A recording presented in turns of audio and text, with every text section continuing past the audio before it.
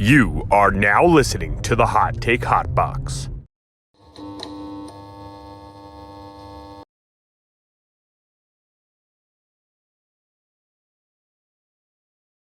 We move on to the following Saturday, a UFC event from Charlotte, North Carolina, the Spectrum Center in Charlotte, North Carolina. We had John Anik, Dominic Cruz, and DC on the call. Bruce was in there. Like you said, 18,712 people there. We had 11 fights to talk about. We will get into everything. There were some good fights on this card as opposed to the, I guess the last one was good, but Jalton Almeida just smoked Jairzinho like we would have told you on the pod last week if we had one.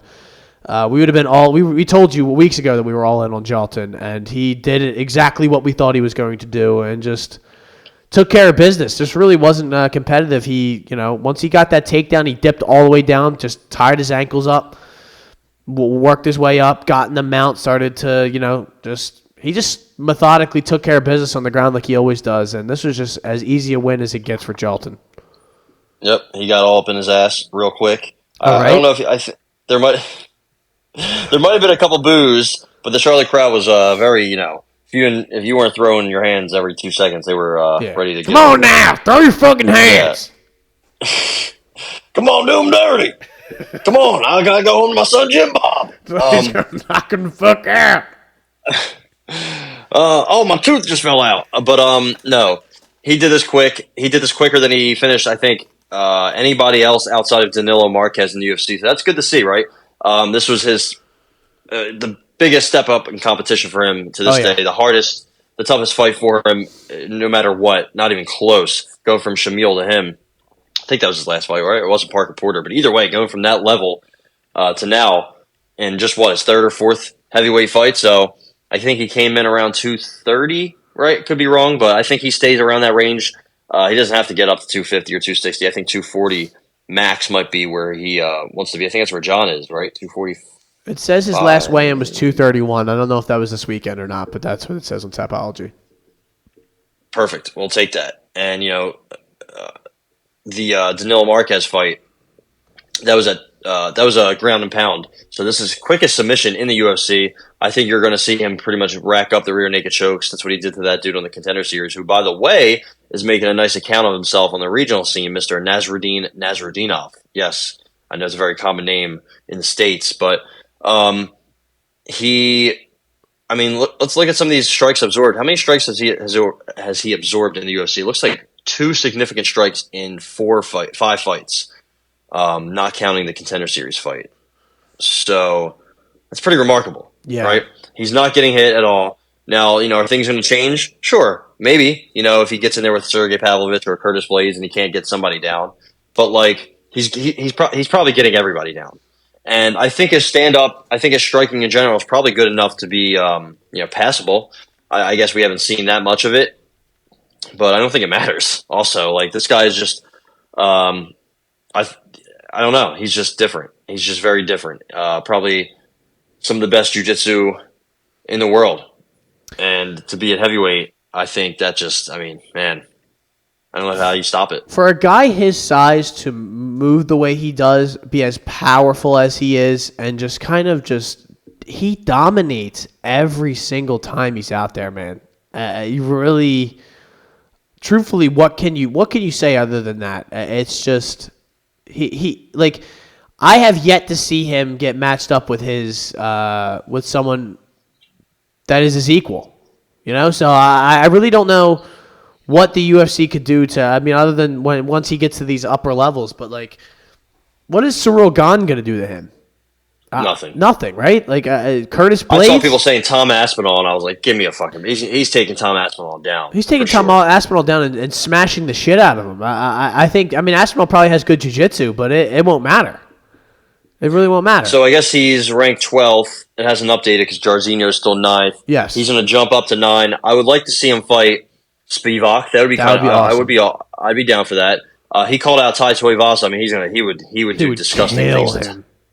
That would be sad. I could see him moving. Yeah, you give him a top 10 opponent. Tybura is fighting Aspinall, so we can't see that. and he just beat Rosenstruik. So yeah, another top 10, maybe top 5-ish, I guess, if you want to give him Curtis Blades on a bounce back, or Stipe Miocic. I don't even think that guy's. I don't know how he's even ranked anymore, but yeah, maybe even Volkov. I know he's older and whatnot, Yeah. but and he is slow, so I think that would be kind of obvious who wins that one, right? But yeah, I think him also having that long reach might negate some of the striking concerns that people may have. But yeah, I'm all in on Jailton Almeida. Me and you have been here since day one when we saw him fight. I don't know if it was the Contender Series fight. Honestly, I think it was the Contender Series fight where we saw a little bit of him. We're like, yo, that dude's nasty. And then he made his debut against who the fuck was it? For sure. I think it was Danilo Marquez when he fought him. We were like, whoa, It was. whoa. Yep. Like, And that was so funny enough. It was his quickest one, and that's where he was just throwing down those absolute monster, scary hammer fists. Yes. And he hits so hard, he has so much power, and he throws with so much force and intensity because of his athleticism that you're like, fuck this, I'm giving you my back. And then that's just, the fight's over from there. I mean, who am I to say I'd rather him choke me out than punch me in the face? I'd probably I would rather that, right? Especially when he's on top of you in full mount and you can't really buck him off you. That's not really something that's like going to happen.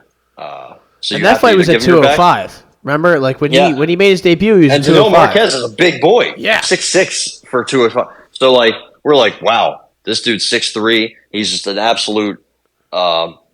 Chiseled.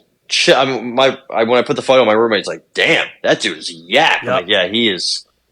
I wouldn't be surprised if he pissed hot, but he hasn't. He's just when he was born, that's how he came out, I assume. So, sky's the limit for Mahaldinho, which I believe, what does that translate to? Damn, I just heard it. Somebody said it on a podcast. I forget. Basically means like dangerous man, I think, something like that. And that's very accurate. I'll say that. Fighting is in my blood. Is that what that means?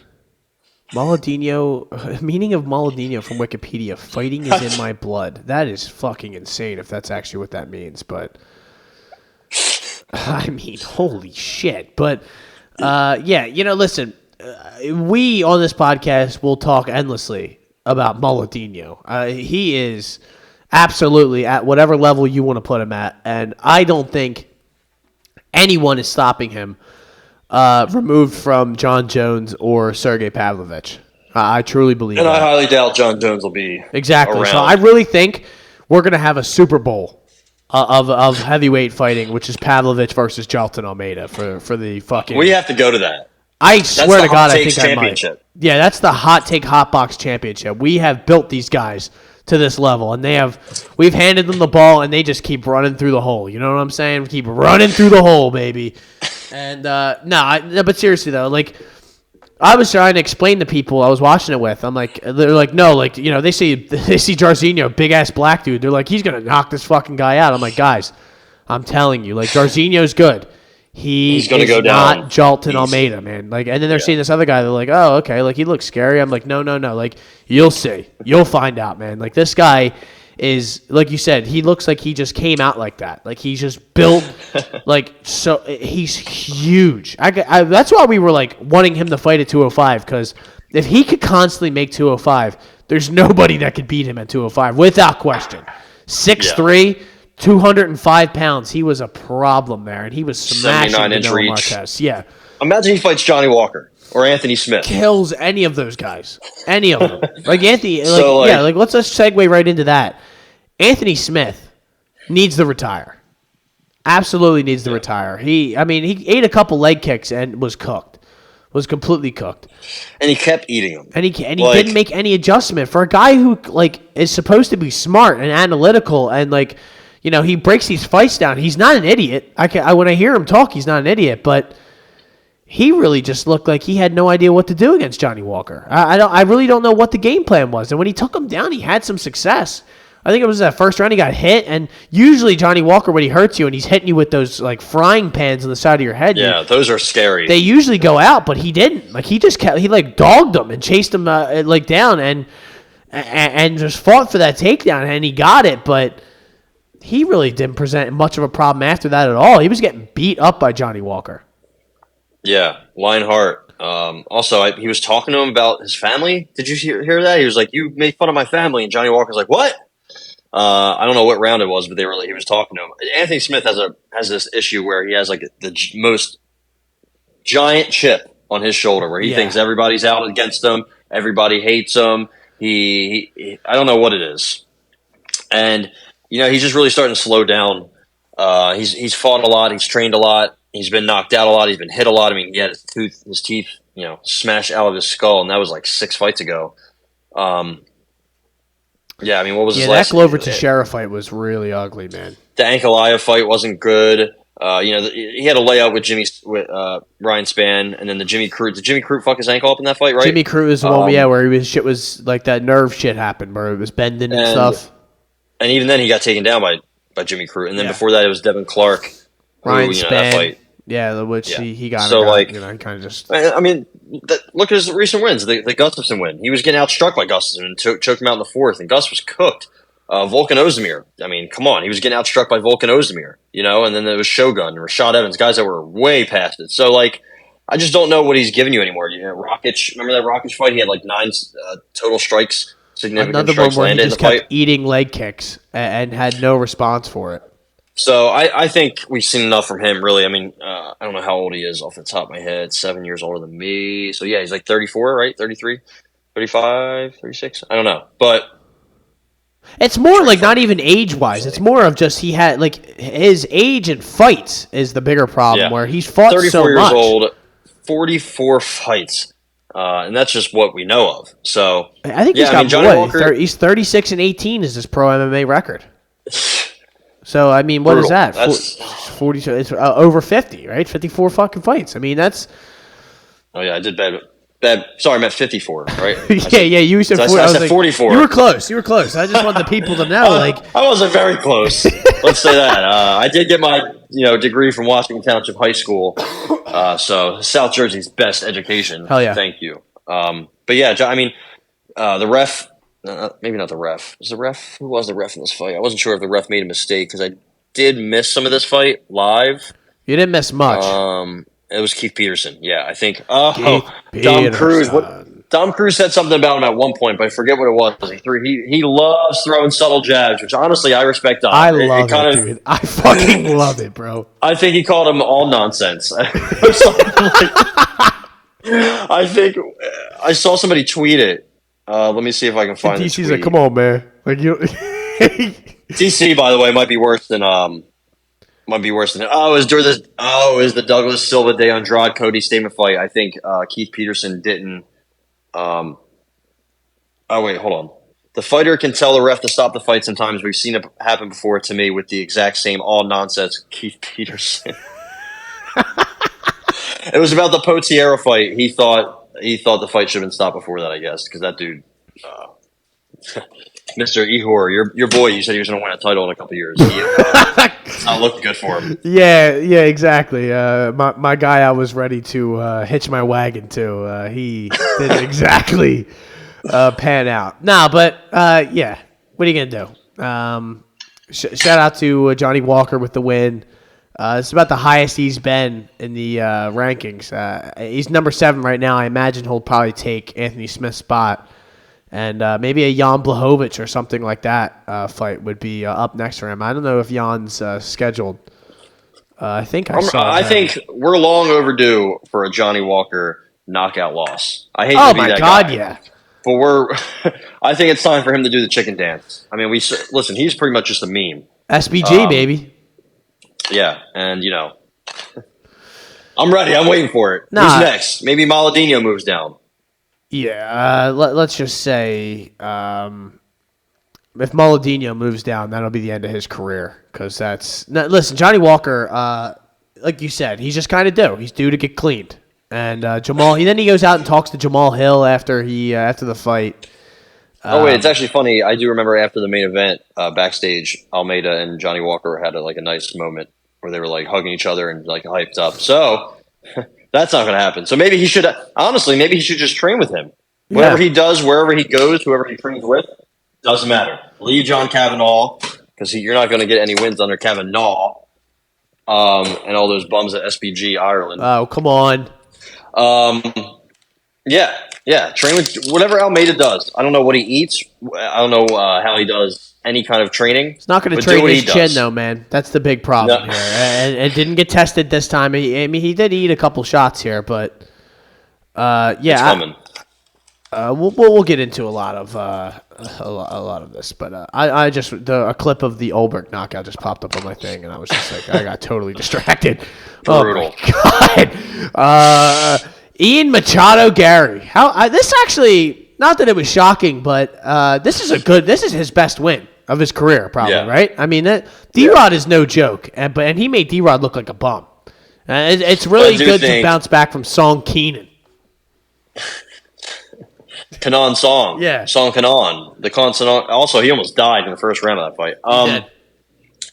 Ian Gary, there's just a lot about him I really just don't like, honestly. But I will say this was a good matchup for him. This was a good style. I think D-Rod's slow. He's getting older. He gets hit a lot. And he's just, not that he was ever like a top 10 fighter or anything, but he's on the decline. And that head kick was brutal. So seeing Ian Gary push the pace, when he goes forward more, throws more volume, he is good, right? He is a good striker. Oh, yeah. But I'm seeing people saying, yeah, the future of 170 looks bright.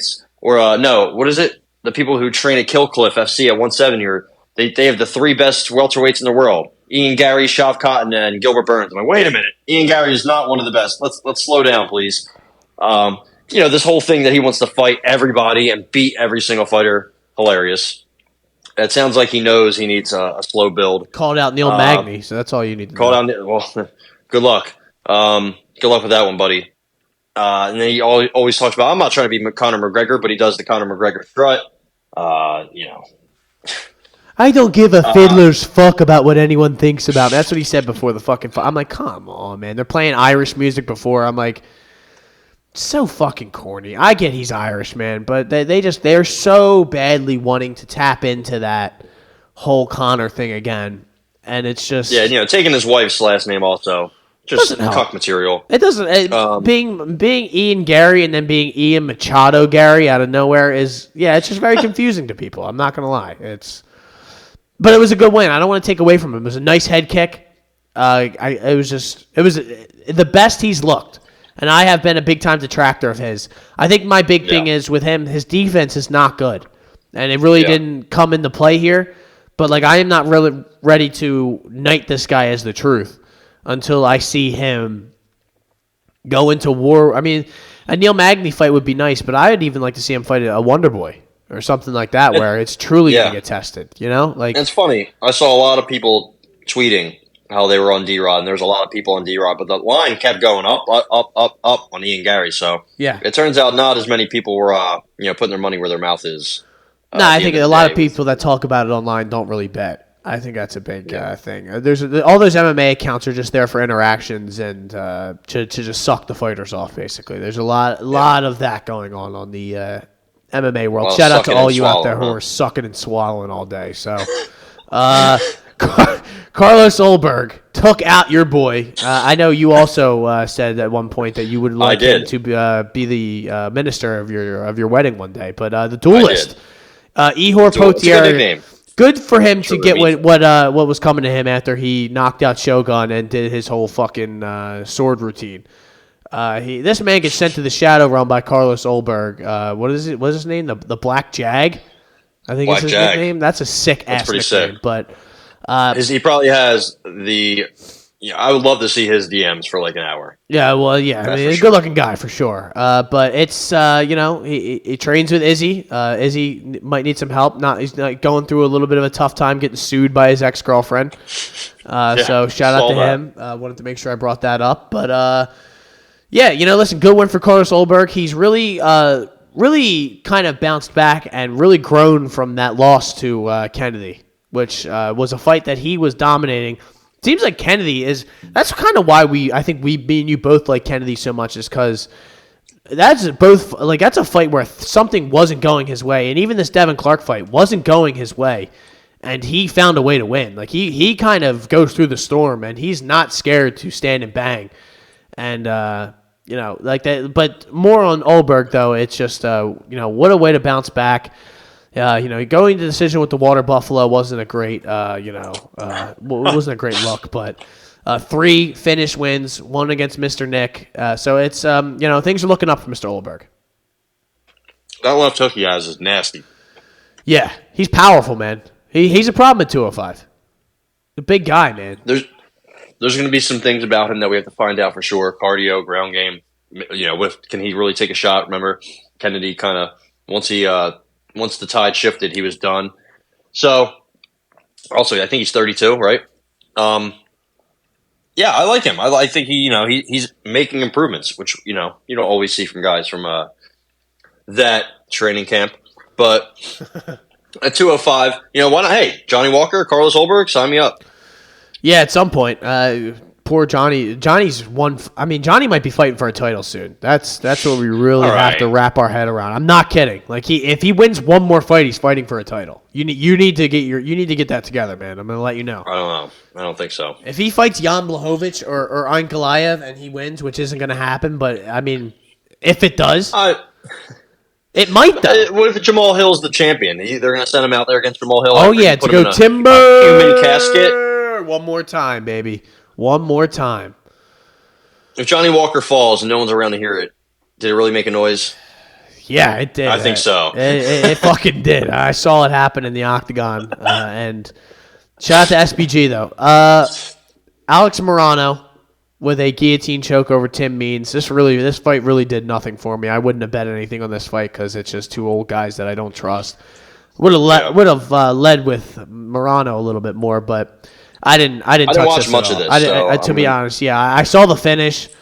I saw them standing and trading a little bit, but this is a fight where I went and got something to eat. I was just like, all right, because after Matt Brown sent Court McGee to the Shadow Realm, which is a good win for him. The Immortal, man, he keeps getting it. I gotta respect this man because some of these old guys, they are just boring as shit, and they keep fucking just hanging around. At least Matt Brown, when he's knocking people out, they're going to sleep, dude. He made Diego Lima turn into a lawn chair, and then he just had Court McGee ask him what year it was after he hit him. So Diego Sanchez, remember that elbow? Oh man, yeah, Mike Pyle when he beat the absolute brakes off of that fella.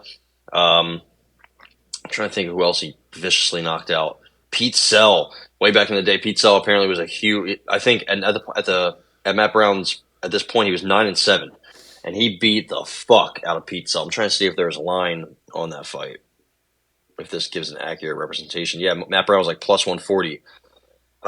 So it says, but yeah, and he's fought. Dude, being 42, and he looks old in there for sure. He looks a little slower too, but the last thing to go is power. Yeah, and there's no reason he can't go out and maybe get another knockout. I do worry about his durability and his chin, especially at 170. But if he fights a guy like Court McGee or if you give him Tim Means, maybe even Alex Morano. Yeah, I'd like to see him in Morano fight. Gets the job done and maybe break that record. That'd be awesome. Yeah, before that, he was looking a little slow. They were just laying on each other against a cage, but they're a combined 80 years old, I think. So yeah, and Court's not good. And he's shown that over the last couple times he's been in there, and yeah, he got hit, and he was just looking up at the lights, like, "Damn, bro." He was like, "I was like, whoa, it's a nice day out tonight." Yeah, and they're like, "What, dude? You're inside, man." He's like, "What?" He's like, "Wait, I thought I just woke up." They're like, "No, man, you've been up for a while, but you got removed from your consciousness there for a little bit." Nah, it just with the right matchup, I think Matt Brown's exciting. I hope they don't try and kill him. Which they could feed him to somebody not this guy, but like an Ian Gary or somebody like one of those up and coming guys. Like they kind of tried to do with the Baeza fight. Yeah. Also, did you know this was a battle of 2 guys who had previously died in Court McGee and Matt Brown? What do you mean? They both their heart stopped beating for several minutes. I believe Matt Brown's was a couple minutes. It was a nice amount of time. They both had an overdose at one point in their life.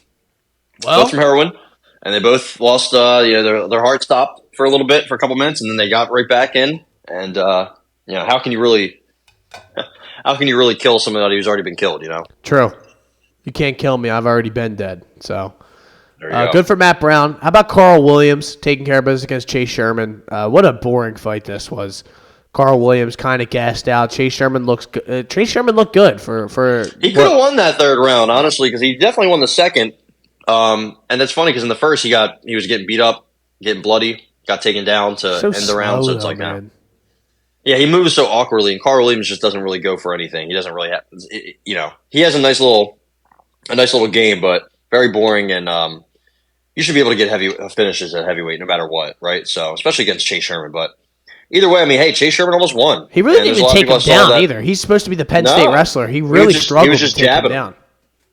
He was just jabbing the fuck out of him. I think he beat the Penn State wrestler on the contender series. Is that what it is? Yeah, I always mix it up, but fuck Penn State regardless. So facts. Yeah, decent win for Carl Williams. I mean, he's gonna be a guy that you see matched up with somebody, and you're like, yeah, he's gonna take him down, and that's it.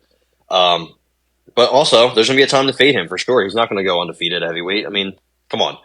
He has a nice jab, though. I will say that. Seeing heavyweights use that, I mean, he was busting Chase Sherman's nose all up. So yeah, his hands look we shall better see what he has next. Yeah, for sure. But no gas. No gas. Neither did Chase Sherman. That was the only thing that actually gave him this win was the fact that Chase, was having similar issues with his gas tank, but. It was just a really boring fight. But like you said, Carl Williams, the thing that won him that third round was his ability to pop that jab out there and just kind of stay active while Chase was kind of just walking around and, for lack of a better word, chasing him around. And really, Carl was just kind of. See what you did there. Yeah, you like that. That's why I am who I am. But yeah, good win for Carl Williams. How about Douglas Silva, DeAndrade? I thought this was a horrible decision. I thought Cody Stamann won. I guess I'll have to go back and watch it. But I mean, I think everyone thought that Cody Stamann had won, even including Cody Stamann, and it just didn't go his way. So, that's ugly. Interesting because I saw the live odds right before the fight was over. It was like 10 seconds left in the third, minus 250 for Stamann. I was like, I thought he lost the first two rounds for sure. I don't know. I think a big part of what helped lead to him possibly losing that first round was the referee completely botching that stand up. Yeah. Or he didn't. He got what? Stamann got kicked in the kind of like the neck throat area. Yeah, like an up kick while he was down. And he didn't give him his position back. I believe the guy's name is Wayne Spinola. We don't have to see him. Also, the guy in the Kim Bomb fight, Larry Carter. We don't need to see him ever. We'll talk about him. But, Wayne Spinola, yeah. I think it's up to the referee if he wants to give the position back. But I feel like when somebody is on top and they get illegally struck, you can ask them, or you're supposed to ask them, if they want their position back. Or you just give them their position back. But I guess, I don't know, man, it must be different. Different athletic commissions have just different rules and different training methods and tell their judges or referees to do different things. I don't really know because it doesn't make sense at all, and that probably cost him the fight. And that's not how you want to lose a fight, especially Cody Stamann. He's always in close fights. Honestly, I think he should blame himself for not getting that finish in the third round. I mean, Douglas Silva DeAndrade was, he was throwing still, but he was just winging. He was just trying to catch him with something big and end the fight because he was gassed out bad. I think Cody's going to kick himself for not putting the foot in the gas, and I think he was trying to wrestle in the third. I'm like, he really IQ was not there in this one. But yeah, like he was fresh. He was popping around. His hands are good. He's got the wrestling background. Cody Stamann has all the tools. It just seems like he's never really able to put it together completely. And I have trouble being here and being like, oh my God, I feel so bad for Cody Stamann. Like you said, when you you thought you won, so you were kind of coasting a little bit, and Andrade was just like, you could tell by the way Andrade was fighting, he thought he was losing, so he was throwing just the wildest shit with a minute left, trying to make contact or kind of make a big impact in that third round to kind of steal that round. I didn't like this at all, but I think this is a big problem with when they travel, and we really haven't had to experience this in a while because they haven't been traveling, and it's been all in Las Vegas, and there's been the same Herzog. You've had the best that the sport has to offer reffing. This isn't like any other sport. Like they want to be considered like one of the 4 major sports, the NHL, MLB, NFL, NBA. They all have their own refs, and they know exactly what you're getting when these guys are coming in. When the UFC travels to North Carolina and Larry Carter's in there, or Wayne Spinoza, or whatever the fuck the guy's name is, Spinola. Yeah. That shouldn't be happening. You shouldn't have guys in there who it seems like they really could cost a guy a fight, or they really have a negative impact on what's going on. It's just, I think that's a black eye on the sport. It's really not a good look at all. And let's get into another not good look in the sport. Mandy Bohm and Ji Young Kim. What a joke. This is a fucking joke, man. This whole thing was horrible. And it basically didn't go downhill until the end of the second round, when Mandy Bohm, I believe, somehow ends up on top of Ji Young Kim for the last 15 to 20 seconds of the round. And a good 5 seconds after the bell rings and Mandy Bohm's getting up, Ji Young Kim pops her in the chest with a kick on the way up. And then acts confused. A little push. Yeah, well, it wasn't like a deadly kick. It was just enough for everyone was like, whoa, like what the fuck was that? And pops her with that, so she gets a point taken away after they come back from the commercial. Okay. So then she refuses the whole time. Her corner's yelling, please stand up. Please go and throw hands with her because you're much better than her. Please, we're begging you. And she won't listen. No matter what they say, she won't listen. Insane. She's just holding her up against the fence. She's shooting for takedowns. She's going right into exactly what Mandy Bohm wants her to do. She gets her up against the fence. Mandy Bohm puts a hand down on the ground, and it was so predictable. You're sitting there, you're like, this knee is coming at some point. I don't know when, but here it comes. Boom. Hits her. Not even really that hard. Like, it really wasn't for fouls. Like Peter Yan, when he fouled Sterling, got his money's worth. He definitely hit the shit out of him. And even then, people were calling fraud on that. With this one, Mandy Bohm right away, before the doctor even walked into the octagon, was saying, I'm done. I quit. Yeah. Basically, I can't fight. I can't see. She would fake close her eye. And as the person would start talking to her, she'd open it back up normally. And then go, wait, shit. And then would close it again. So she's 100% faking this. So as they're sitting there, okay, wait, the fight's over. They call the fight. Then they go to like a video. Did they say it was a TKO at first, right? Yeah. So they're like TKO, and then they're like, wait, no, that's not it. And then the ref walks over and raises her hand and takes another point away from her. After the fight is over. After everything's over with. Like, people are, like, going to get snacks. They're like, wait, what? They got a point take? What do you mean?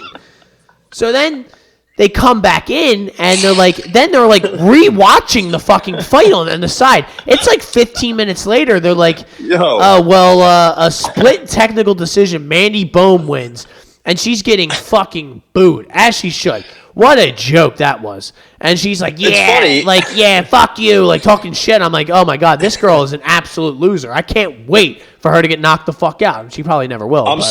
I'm so glad she won that fight, because the next time she fights, I don't care who it is. I'm putting everything on that person's money line. I don't care. Like, truly. I did it with it just happened recently. What was a big money line that I told you I had a bad day and I bet all on them? Fuck. Wasn't it the Brazilian girl? Yes, thank you. I forget what her name was, but I know who you're it was the other Yasmin. Not Pinheiro or not? No. No, it wasn't who. Yasmin Lucindo when she fought Brogan Walker.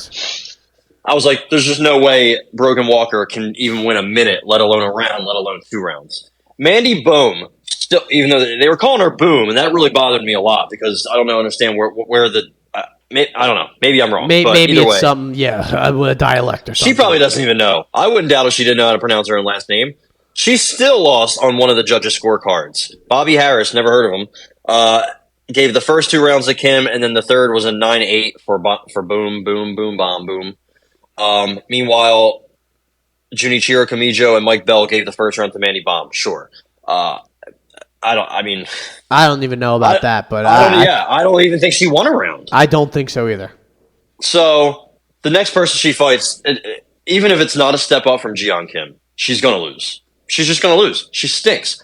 I thought, I was like, damn man, she's got good good jiu-jitsu or good submission game, like early on in the fight, I was like, damn, she might choke Kim out. And then Kim got her in advantageous spots. In the third round, she had her at the end of the fight in a guillotine. And when she got taken down in the first or second, she then took Mandy Boone Oh, that's down. right. That's how that happened, right? She's in the guillotine, and she's not able to finish it. That's right. She's not able to finish it, and then after the second round ends, she gets up and she fucking kicks her off of her 10 seconds later. Yes.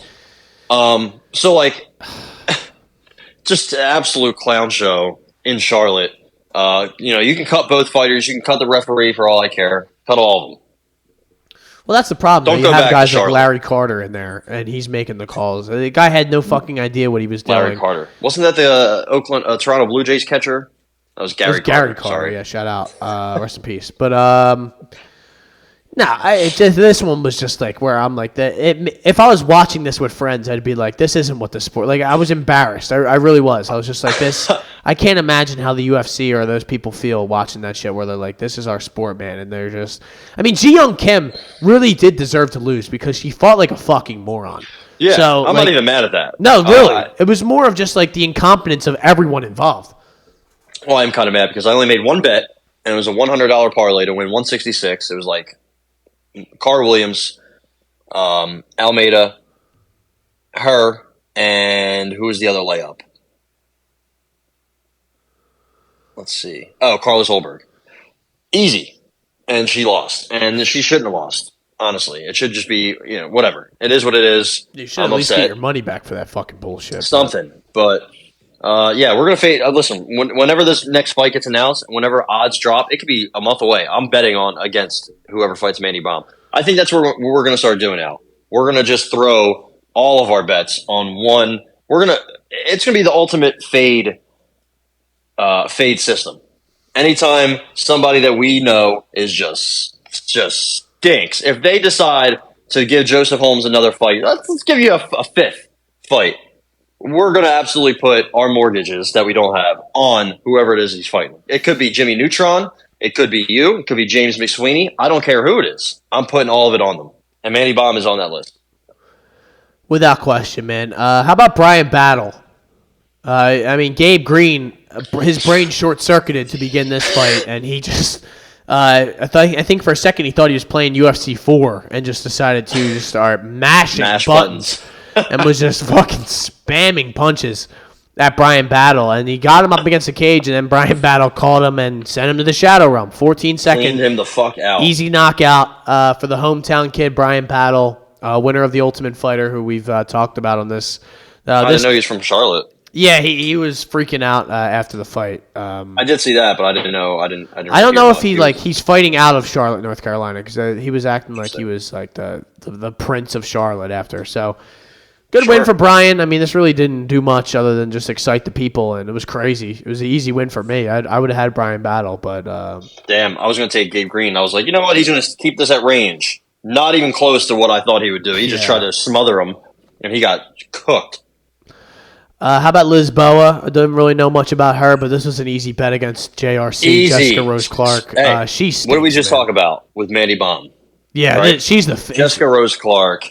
It's funny because she did some decent things. Whenever she would go first or land, she can land. She has some power in her hands. And she threw that nasty elbow, just quick cut open to Nara Lisboa. But after that happened, Lisboa turned it the fuck up and choked her out. Lisboa looks pretty decent, man. Not just looks wise, she looks good, but she also, man, she has quick hands, and she throws, brings back, throws again. She hits hard, right? She doesn't really move her head much, but it looks like she has some jiu-jitsu too to her game. I know she was Muay Thai? I believe they were saying Muay Thai was her expertise. She fought Valentino way back in 2013 at Muay Thai games or something like that. So that part of her game's down. I think she's relatively young. She's 32. You know who her first loss was to? The Thai Panther. Oh, it was Nora Dumont. Yes, sir. Yep. Wow. I think that's a fight she was winning, but then choked out, if I remember correctly. It was only a 3-minute fight. Rear naked choke at Jungle Fight 90. I mean, listen, when Jungle Fight's in the house, there's always some shit going on, right? So, You know who was this the chick main looks pretty event? good, man. I do not. Borrachina. Wow. Paulo Costa knocked out Adriano Balbi. See ya, Baldy. Mike Baldinger. João Almeida was the co-main who did not fight in the Jalton, UFC. No, not to be confused with Jalton. But yeah, sorry. Killed Those cards are pretty good. Davis and Figueiredo. They're All on the same card? yeah, Viviano Rujo. God damn. There's a lot of fucking guys. Imagine being there. You spent like 3 cents to get in. Yeah, Norma Dumont. Yeah. God damn. How about it? I wish we could. Jungle If Fight. there's any video on Fight Pass, we need to watch. We need to have a nice night where we watch that whole card, Jalton Almeida. start to finish. But yeah, I mean, Jessica Rose Clark. She just doesn't want to fight, right? She looks like she has a little hammer in her game, right? She can kind of be the bully. She can kind of go forward a little bit, but not much. And she cannot take. She has zero resistance, whether it be punch resistance. She gets busted up a little. She starts to kind of like want to quit. Doesn't have good cardio. Good athlete, but that's about it. And now she's 11-9 in her career, and I think we know what is next. Yeah, we're not going to say it, but you guys can all connect the dots.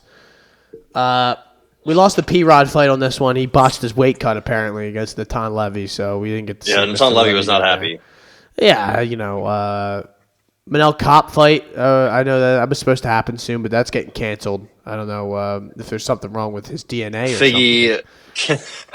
Figgy cannot make weight. He has inferior DNA. Yes, That's what I'm hearing. I believe that's crazy. That was one of the most crazy disrespectful things I've ever heard anyone say. But Jalton Almeida gets 50,000. Machado Gary gets 50,000. Carlos Olberg gets 50,000, and Matt Brown, the Immortal, gets 50,000. And I believe Brian Battle got 50K afterwards, if I remember correctly, from the post. I don't know how he did. I mean, a 14-second knockout that warrants it. I mean, you want a performance bonus? That's the quickest performance, and that was the last. That place was rocking after he did that. He was rocking. Everybody was fired up. You know what I mean? So I don't know how you don't give him 50K for that. I think somebody mentioned it in the post-fight presser. He's like, "Oh yeah, I'll give him 50K too." It's like, are you even watching? Like, do you even know what's going on? He probably wasn't even in the arena by then. He's probably like, wait. Yeah. He's like, I just saw that actually before I walked in here. Yeah, give him too. It's like, okay, man. Yeah. Sure. But You are now listening to the Hot Take Hot Box.